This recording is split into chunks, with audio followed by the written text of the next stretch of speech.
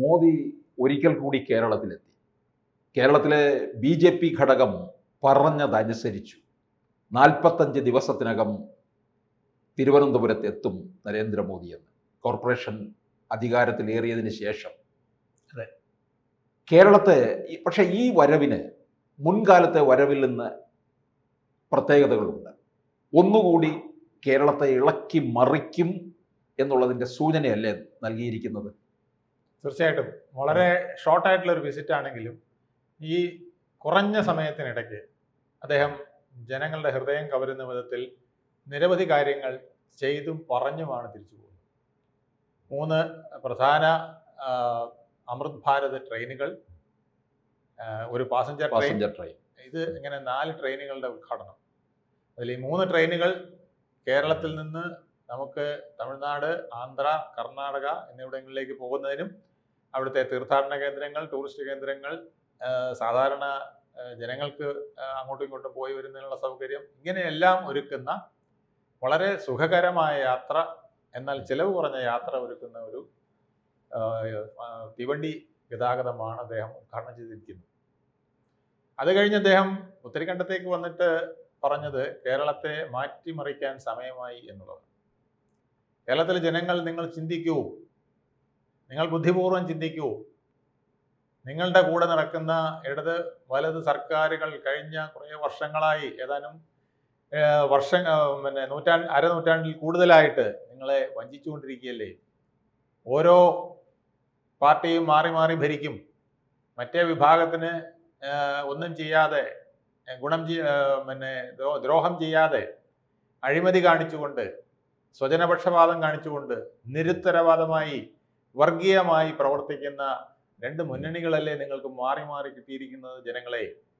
അതുകൊണ്ട് ബുദ്ധിപൂർവ്വം കേരളത്തിലെ ജനങ്ങൾ ചിന്തിക്കൂ, നിങ്ങൾക്ക് സമയമായിരിക്കുന്നു, മാറ്റത്തിൻ്റെ സമയമായിരിക്കുന്നു എന്നാണ് അദ്ദേഹം പറഞ്ഞിരിക്കുന്നത്.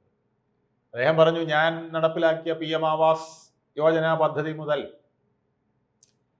PM ശ്രീ പദ്ധതി വരെ പൊതുജനങ്ങൾക്ക് ഗുണം ചെയ്യുന്നതൊന്നും, വിദ്യാർത്ഥികൾക്ക് ഗുണം ചെയ്യുന്നതൊന്നും, ഈ സാധാരണക്കാരന് ഗുണം ചെയ്യുന്നതൊന്നും ഈ സർക്കാർ ചെയ്തിട്ടില്ല.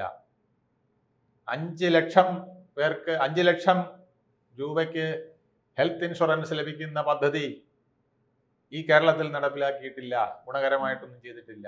ഇങ്ങനെ നിരവധി കേന്ദ്ര പദ്ധതികൾ അദ്ദേഹം എണ്ണി എണ്ണി പറഞ്ഞുകൊണ്ടാണ് പറഞ്ഞത്. നിങ്ങൾക്ക് ഒരു ഗുണവും കിട്ടിയിട്ടില്ല. അതുകൊണ്ട് നിങ്ങൾ മനസ്സിലാക്കുക, നിങ്ങൾക്ക് സമയമായി മാറി ചിന്തിക്കുവാൻ BJP NDA അതിന് തയ്യാറായിരിക്കുന്നു. നിങ്ങൾ ഒരു കാര്യം മനസ്സിലാക്കണം, LDF അല്ലെങ്കിൽ മാർക്സിസ്റ്റ് പാർട്ടി ഭരിച്ചിരുന്ന ത്രിപുര 20 വർഷം കഴിഞ്ഞപ്പോൾ അവരെ തൂത്തെറിഞ്ഞു. അവിടെ ജനങ്ങൾ പഠിച്ചു, അവർ NDA അധികാരത്തിലെത്തി. അത് കഴിഞ്ഞ് പിന്നെ അവർ തിരിഞ്ഞു നോക്കിയിട്ടില്ല.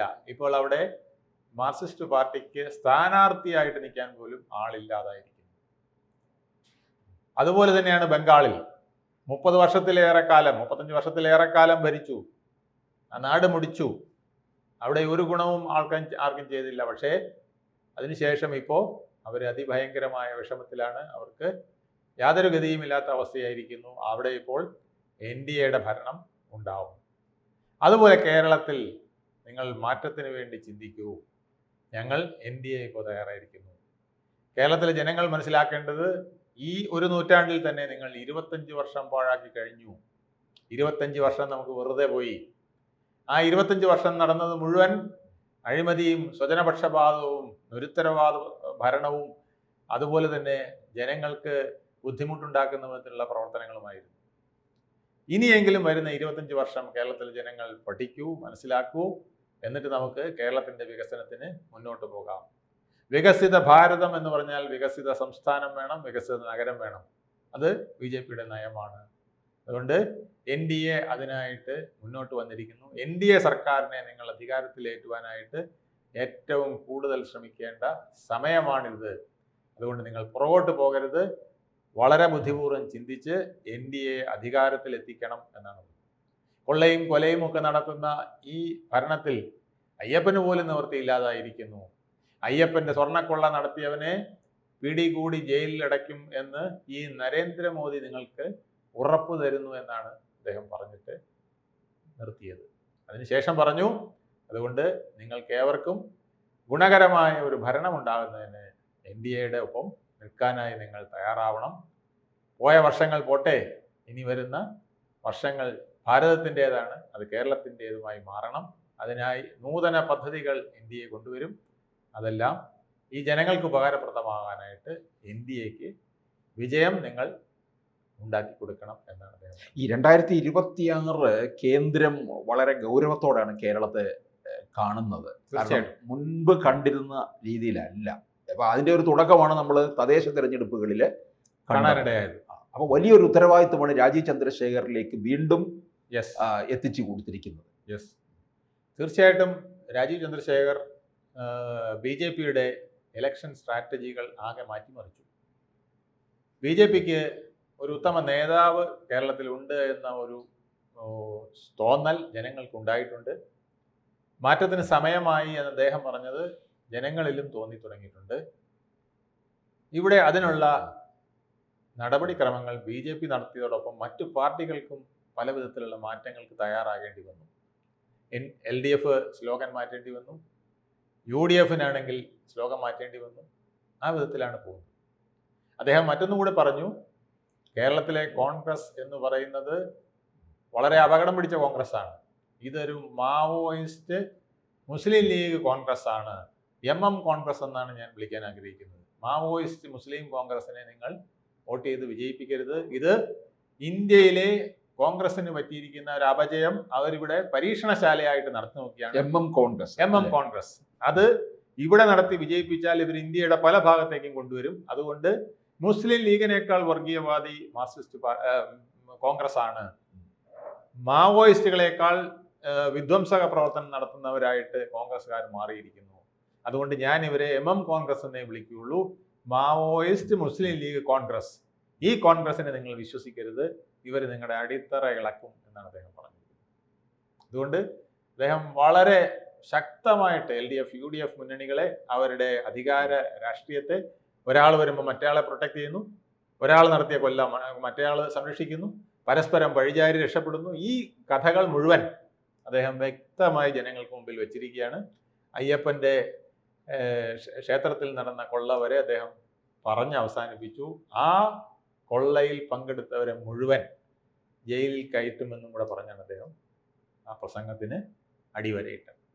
ഇത് ശരിക്കും പറഞ്ഞു കഴിഞ്ഞാൽ പുത്തരിക്കണ്ടത്ത് നടന്നത് ഒരു തെരഞ്ഞെടുപ്പ് പ്രചാരണ യോഗം തന്നെയാണ് എന്നുള്ളതാണ്. കാരണം ഇനിയും ഏതാണ്ടൊരു 2 മാസം ബാക്കി നിൽക്കുകയാണ്. BJP അത്രയും മുന്നൊരുക്കത്തിലേക്ക് കടന്നിരിക്കുന്നു. തീർച്ചയായിട്ടും കേരളത്തിലെ NDAയുടെ BJPയുടെ തെരഞ്ഞെടുപ്പ് കൺവെൻഷൻ അനൗപചാരികമായി ഉദ്ഘാടനം ചെയ്യുകയാണ് ഇന്ന് നരേന്ദ്രമോദി നടത്തിയിരിക്കുന്നത്. അത്രയ്ക്ക് ശക്തമായ സന്ദേശം കേരളത്തിലെ ജനങ്ങൾക്ക് നൽകിക്കൊണ്ട്, BJP പ്രവർത്തകർക്ക് നൽകിക്കൊണ്ട്, NDAയുടെ ഘടകകക്ഷികൾക്ക് നൽകിക്കൊണ്ടാണ് അദ്ദേഹം സ്റ്റേജിൽ നിന്ന് താഴെ ഇറങ്ങിയത്. ഇനി അദ്ദേഹം ഇന്ത്യയിലെ പ്രധാന കക്ഷികളുടെ ആൾക്കാരെ കാണുകയും ഒരു ചെറിയ യോഗം നടത്തുകയും ചെയ്തിട്ടായിരിക്കും പോകുന്നത്. വളരെ കുറഞ്ഞ സമയം കൊണ്ട് കേരളത്തിനെ മുഴുവൻ ഇരുത്തി ചിന്തിപ്പിക്കുന്ന അതിമനോഹരമായ ഒരു പ്രസംഗം, പ്രകമ്പനം കൊള്ളിക്കുന്ന, ആവേശം കൊള്ളിക്കുന്ന ഒരു പരിപാടി നടത്തിയിട്ടാണ് അദ്ദേഹം പോകുന്നത്.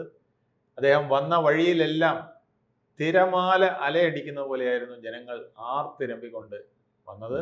അദ്ദേഹം തമ്പാനൂരിൽ നിന്നും തുറന്ന കാറിൻ്റെ ബോണറ്റിൻ്റെ സൈഡിലായിട്ട് കയറി നിന്ന്, ഡോറ് പകുതി തുറന്നു വെച്ച് കയറി നിന്ന് വന്നപ്പോൾ ആ സ്ഥലത്ത് ഓരോരുത്തർ എത്തുമ്പോൾ കൊടുങ്കാറ്റ് വരുമ്പോൾ തിരമാല എങ്ങനെയാണോ അലയടിക്കുന്നത് അതുപോലെയാണ് ജനങ്ങൾ അദ്ദേഹത്തെ സ്വീകരിക്കാനായിട്ട്, കൈ വീശാനായിട്ട്, ആർത്തു വിളിക്കാനായിട്ട് നിന്നത് എന്നുള്ളത് വളരെ പ്രത്യേകം ശ്രദ്ധിക്കേണ്ടതാണ്. അദ്ദേഹം പറഞ്ഞത് ശരിയാണ്, കേരളം മാറുകയാണ് എന്ന് നമുക്ക് തോന്നി തുടങ്ങി.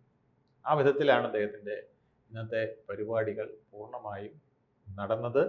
അത് ഇനിയും വരി അവസാനിച്ചിട്ടില്ല, ഇപ്പോഴും പല കാര്യങ്ങളും നടന്നുകൊണ്ടിരിക്കുന്നേ ഉള്ളൂ. ഇതിനിടയ്ക്ക് നമ്മൾ കണ്ടത് വെച്ചിട്ട് കേരളത്തിൽ ഇത്ര പെട്ടെന്ന് കഴിഞ്ഞ പല തവണയും മോദി വന്നതിനേക്കാൾ ഇപ്പോൾ നരേന്ദ്രമോദി വന്നപ്പോൾ വളരെ പെട്ടെന്ന് കേരളത്തിനാകെ ഒരു ഇലക്ഷൻ മെസ്സേജ്, വോട്ടർമാർക്ക് മുഴുവൻ ഉത്തേജനം നൽകുന്ന ഒരു മെസ്സേജ് അദ്ദേഹം കൈമാറി കഴിഞ്ഞിരിക്കുന്നു. LDF UDF മുന്നണികളെ വെട്ടിലാക്കിക്കൊണ്ട് ഒരുപാട് പ്രശ്നങ്ങൾ അദ്ദേഹം ജനങ്ങൾക്ക് മുന്നിൽ വെച്ചിരിക്കുന്നു. കഴിഞ്ഞ 25 വർഷം നിങ്ങൾ നഷ്ടപ്പെടുത്തിയത്, ഈ നൂറ്റാണ്ടിലെ 25 വർഷം നിങ്ങൾ നഷ്ടപ്പെടുത്തിയത് ഇനി നിങ്ങൾ നോക്കി നിൽക്കരുത്. അടുത്ത 2047 വികസിത് ഭാരതിൻ്റെ ഒപ്പം വികസിത് കേരളവും വരുവാനായി നിങ്ങൾ ഏവരും പോളിംഗ് ബൂത്തിലേക്ക് മാർച്ച് ചെയ്യണമെന്നാണ് അദ്ദേഹം പറഞ്ഞു നിർത്തിയത്. കൂടുതൽ വാർത്തകളും വിശേഷങ്ങളും നിങ്ങളിലേക്ക് എത്താൻ ABC മലയാളം സബ്സ്ക്രൈബ് ചെയ്യുക, ബെൽ ബട്ടണും അമർത്തുക.